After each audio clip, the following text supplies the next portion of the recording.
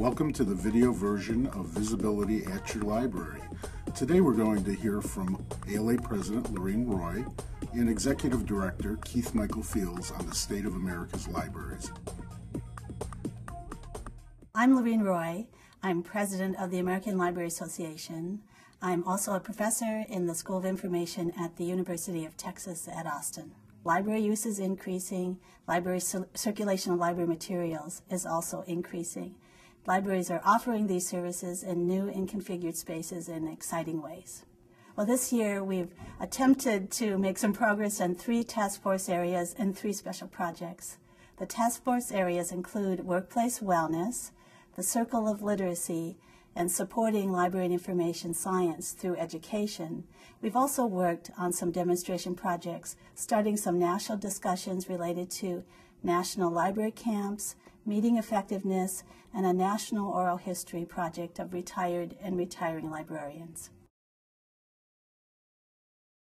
The State of America's Libraries report is a relatively new development, and for the last couple of years we've taken the opportunity to really get some information together on where we think we stand as libraries, and at the same time I think it's a great opportunity for the association to really serve as the kind of authoritative source that I think we are and that we need to be. I think one of the first and most important trends we've found this year is that school libraries have really come to the forefront. And what we've shown is that a student who has access to a library media center, who has access to a real school library media specialist, is much more likely to be an achiever. Our concern, obviously, is that this key role that school libraries play has not been recognized. In fact, the No Child Left Behind legislation has clearly had a deleterious effect on school libraries. For the first time ever, we've been able to document a decline in funding for school libraries, and that's something that seriously concerns us because we believe that's part of an overall trend. A couple of things have happened this year that really represent, I think, major steps to begin to reverse what I think is a catastrophic deterioration in our educational system. The first is the introduction of the Skills Act, and that's a piece of federal legislation that would make school librarians part of the actual formula within the No Child Left Behind legislation, and would recognize the fact that school librarians are a key member of the instructional team and a key contributor that's important as any classroom teacher. The second development is something that occurred in Washington State, and that is where a couple of mothers concerned about the fact that school library media services were being cut in their local community led a grassroots effort in which they essentially marched on the state capitol with a lot of supporters and the support of the Washington Library Association and the Washington School Library Media Association, and convinced legislators that they needed to provide funding in order to reverse what was a decline in support for school libraries and really a threatened loss of school library services. So far we've had some great success on this. The State Senate has passed a bill that would make additional funding available in order to try and reverse some of the damage that was done to school libraries through neglect over the last couple of years.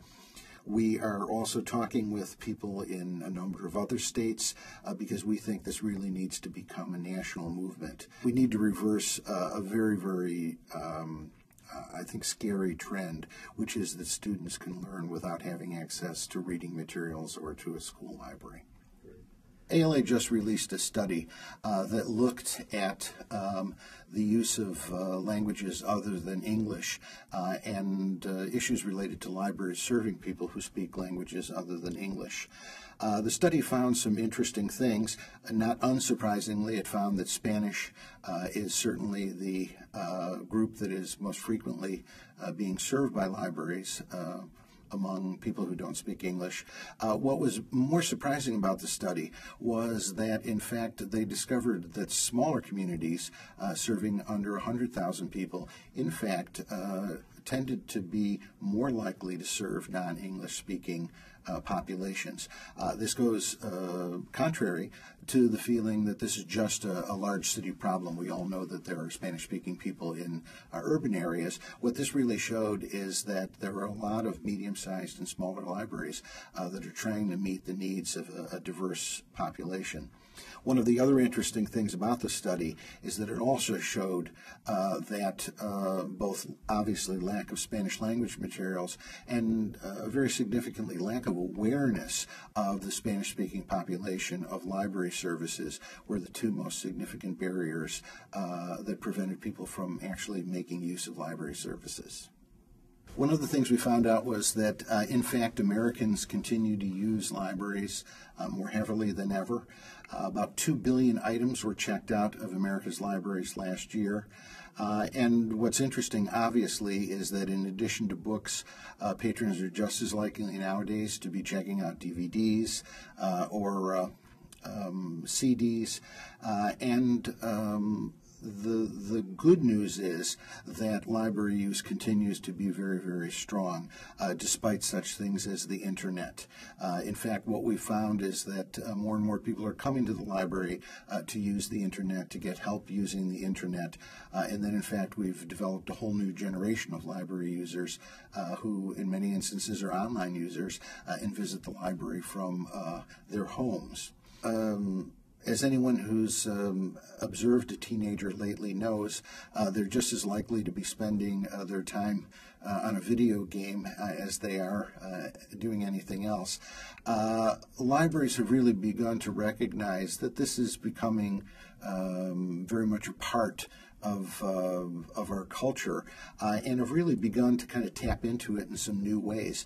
A lot of libraries have begun to hold gaming nights, and in the process what they've been able to do is bring in a new audience of teenagers, and by using games as a method of getting kids into the library, have been able to kind of develop a whole new generation of users. One of the other things I think about gaming that is also in sort of its infancy is the degree to which gaming can be used to actually promote literacy and skills of that nature. Teenagers love to get together in masses and be able to actually do all sorts of gaming, and that it's just a great way for the library to function as kind of a center for the community for people of this age.